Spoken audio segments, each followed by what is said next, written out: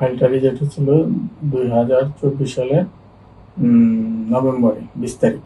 কিন্তু যে কয়েক বছর কাজ করছে তার চাইতে বেশি দিন বেকার ছিল ফ্রান্স। শক্তি কিভাবে পাইলো, শক্তি খাটছে কিনা, কতদিন আছে, কি হয়েছে, ওনার স্টোরিটা শুনে। আসসালামু আলাইকুম রহমতুল্লাহ। আজকেও ব্যতিক্রমী একটা ভিডিও।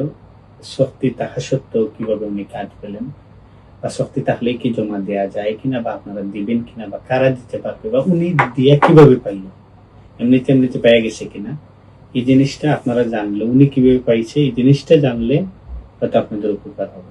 শুধু খালি শক্তি থাকলে দিয়ে দেন হয়ে যাবে, নাইলে কোড দিয়ে দিবে না, কিছু কিছু বিশেষ এক্সেপশনাল সিচুয়েশনে দিতে পারে।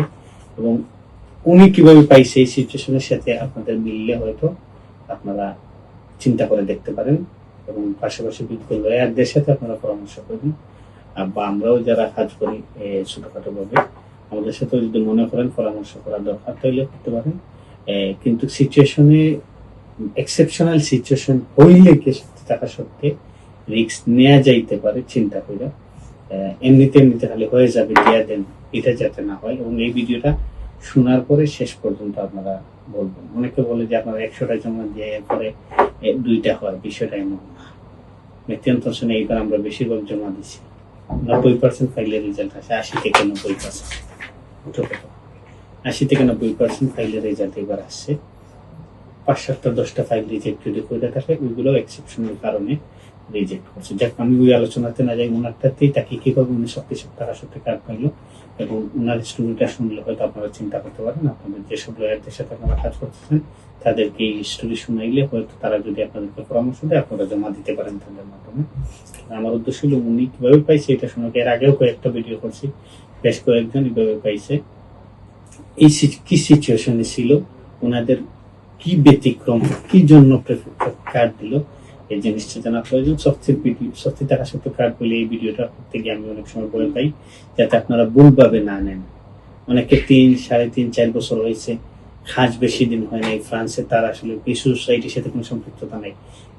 এরা যদি মনে করে না আমি যেহেতু ভিডিও করছে আমরা জমা দিয়ে দিই, এই জন্য আমি ভিডিওটা করতে ভয় পাই যাতে ভুল ইনফরমেশন না যায়। কারণ অনেক মানুষ শক্তির সিচুয়েশনে আছে, শক্তি তাদের উপরে আছে, তারা আমার ভিডিও শুনে যদি উদ্বুদ্ধ হয়ে জমা দেয় তাদের ক্ষতি হবে। শক্তি থাকলে জমা না দেওয়ার পক্ষে আমি, কিন্তু 2, 4, 5 জন 7 জনের কেন আমরা এগুলা করতেছি, এক্সেপশনাল সিচুয়েশনে যেহেতু দীর্ঘদিন এরা এখানে বসবাস করতেছে, তাদের কাজ আছে, ফরাসি ভাষা শিখছে, এই সোসাইটির সাথে সম্পৃক্ত আছে, যার কারণে কয়েকজনের আমরা ট্রাই করছি এবং তাদের কার্ড ফিউচার থেকে দিচ্ছে শক্তি টাকা সত্ত্বেও। এবং শক্তি কিভাবে পাইলো, শক্তি খাটছে কিনা, কতদিন আছে, কি হয়েছে, ওনার স্টোরিটা শুনে। জি মিজান ভাই, একটু যদি সবার উদ্দেশ্যে আপনি বলেন।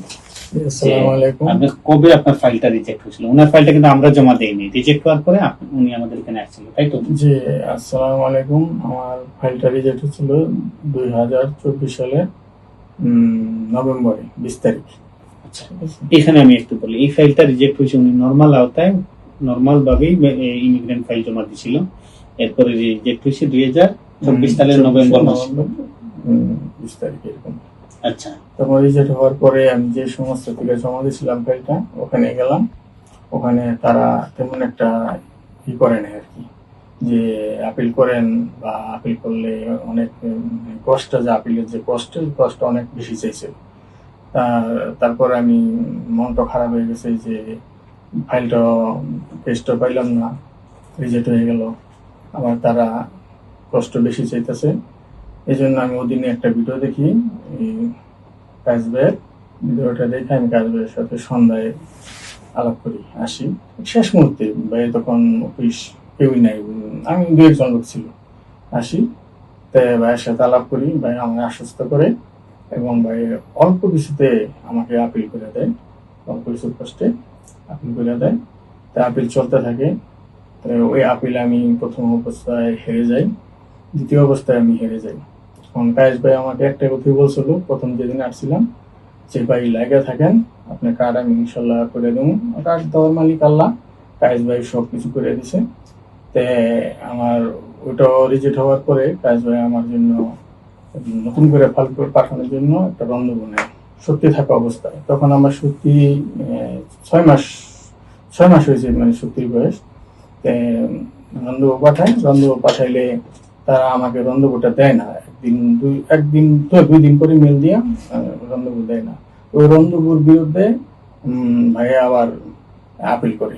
তো ওই আপিলে আমাকে আবার আমার ফাইল জমা দেওয়ার জন্য কোর্ট থেকে রায় দেয়। তো ওই রায় অনুযায়ী আমি আপনার 2026-এর জানুয়ারিতে আমাকে 9 তারিখে আমাকে রন্ধপুরটা দেয়। আচ্ছা, একটা জিনিস বলি, এই যে আপিলের কথা বলতেছেন, এই আপিলগুলো আমাদের বিজ্ঞ লয়ার টিম যারা আছে এখানে আমরা একসাথে আমাদের ওই প্রতিষ্ঠানের মাধ্যমে আমরা দীর্ঘদিন থেকে ওনাদের সাথে কাজ করি। ওনাদের মাধ্যমে আমি যেহেতু কোনো উকিল না, কোনো লয়ার না, এই জন্য আপিলগুলো যা বলতেছে করছে, আপিলগুলো একজন লয়ারের সমন্বয়ে হয়েছে। লয়ারে করছে, আমি এখান থেকে ওই কথা থেকে আপনি শেষ করেন। রন্ধপুর বিরুদ্ধে আপিল হয়েছে, রন্ধপুর বিরুদ্ধে আপিল হয়েছে। ওই আপিলে যেমন আমাকে জমা দেওয়ার জন্য তারা কোর্ট থেকে রায় দেয়। তো এই রায়ের পরে আমি এই 2026 জানুয়ারি 9 তারিখে এখান থেকে ফাইল করে রিকাজ ভাই ফাইল করে দেয়। তো আমরা জমা দিই। এপ্রিলের 13 তারিখে আমাকে কাজের পারমিশন দেয়। ঠিক আছে, 2026-এর কাজের পারমিশন দেয় এবং এই মেয়ের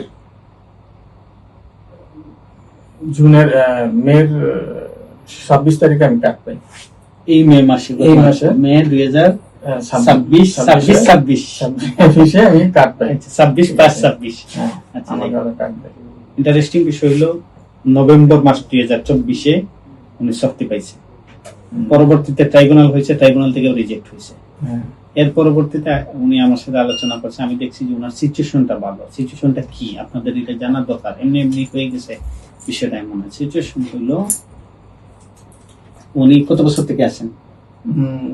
প্রায় 6.5 বছর 7 বছর করে। 6.5 বছর 7 বছর, দীর্ঘ একটা সময়। কাজ কত বছর থেকে করেন? ওই তো 7.5 বছর। 6.5 বছর থেকে, স্যার মানে 60 বছরের উপরে কাজ আছে। আচ্ছা, ফরাসি ভাষা শিখছেন আপনি? হ্যাঁ, ফরাসি ভাষা আছে, ভাষা মোটামুটি রপ্ত করতে পারছেন। এর পরবর্তীতে লম্বা একটা সময় কাজ দীর্ঘদিন থেকে করতেছেন, ফরাসি ভাষা রপ্ত করছেন, এই সোসাইটির সাথে বিভিন্ন অ্যাক্টিভিটির সাথে সম্পৃক্ততা আছে। এই সবগুলো দেখে আমার মনে হয়েছে যে শক্তির এখনো কিন্তু ওনার শক্তির 1.5 বছর হয় নাই। নভেম্বর 2024 হইল, ওইদিকে 2 মাস 25 সাল, আর এদিকে 5 মাস, ধরেন 1.5 বছর। এখনো 1.5 বছর বাকি আছে শক্তি শেষ হওয়ার। কিন্তু যেহেতু ওনার সিচুয়েশনটা স্ট্রং, আমার কাছে মনে হয়েছে যেহেতু মেথিয়ন্তসনের আওতায় আছে উনি, আবার কমিটি কুজিন পোস্টে কাজ করে। 4-5টা বিষয় কিন্তু আমার কাছে মনে হয়েছে স্ট্রং। প্রফিকচককে যদি আমরা এই বিষয়গুলো প্রমাণ করতে পারি, হয়তো তারা এটা গুরুত্ব সহকারে দেখবে। যেহেতু আওএস অ্যাডমিশন এক্সেপশনাল সুযোগ আবেদন, মেথিয়ন্তসনও কিন্তু আওএস এর আন্ডারে। আমার কাছে মনে হয়েছে প্রফিকচক এই মানবিক ক্যাটাগরিতে এটা হয়তো বিবেচনা করতে পারে। যদি নাও করে পরবর্তীতে হয়তো ট্রাইব্যুনালে উনি জিততে পারে, কারণ শক্তিশালী কিছু দিক আছে। এই বিষয়গুলা তারা বিবেচনা করে কার্ড দেওয়ার সম্ভাবনা আছে। যদি নাও হন পরবর্তীতে হয়তো উনি ট্রাইব্যুনাল থেকে পাবে। এই জন্য আমি ওনাকে বললাম যে ভাই, উপেক্ষা লম্বা সময় না করে আপনি এই সিচুয়েশনে ভিতরে পড়েন, স্ট্রং একটা সিচুয়েশন আপনার তৈরি হয়েছে, আপনি চিন্তা করতে পারেন। তো আলহামদুলিল্লাহ এমনি বলছি যে হয়ে যাবে, দিয়ে দেন, বিষয়টাই মন না। আপনাদেরও যদি কারো আমার এই ভিডিও শুনলেই আমরা সত্যি, তাহলে রিস্ক নিয়েন না।